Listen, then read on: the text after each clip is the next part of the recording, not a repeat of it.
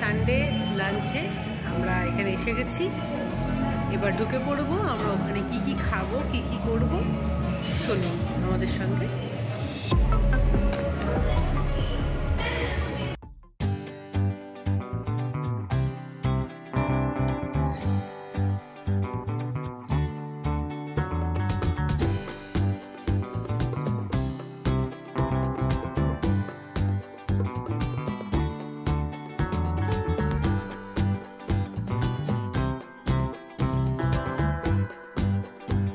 আমরা সবাই মিলে এখন রেস্টুরেন্টের দিকে এগোচ্ছি। রেস্টুরেন্টের নাম হচ্ছে দ্য ব্রিজ।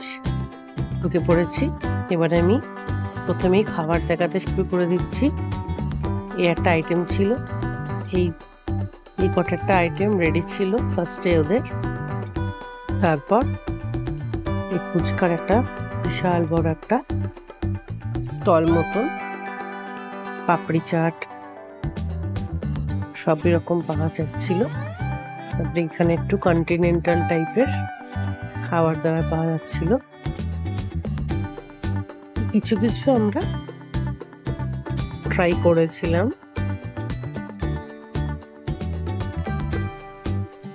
এখানে কিছু ফিউশন খাবার ছিল যেটা আমরা একটা দুটো ট্রাই করেছিলাম। এখানে ফ্রেঞ্চ ফ্রাইস ছিল, আলু ফ্রাই ছিল, আর বেকড ফিশ ছিল।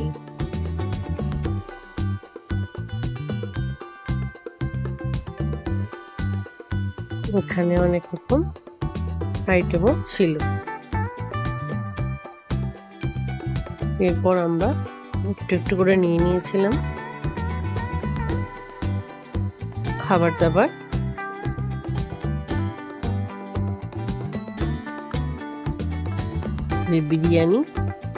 বিরিয়ানিটাও করেছিল ওরা। এর সঙ্গে আইটেমগুলো আরো যেগুলো রেডি হয়ে গেছিল আমি দেখিয়ে দিচ্ছি। এদের প্রচুর রান্না ছিল, প্রচুর অপশন,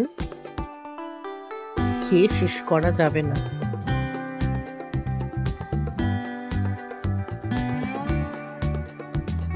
এর সঙ্গে ওরা অনেক প্লেটে করে খাবার দিয়ে যাচ্ছিল।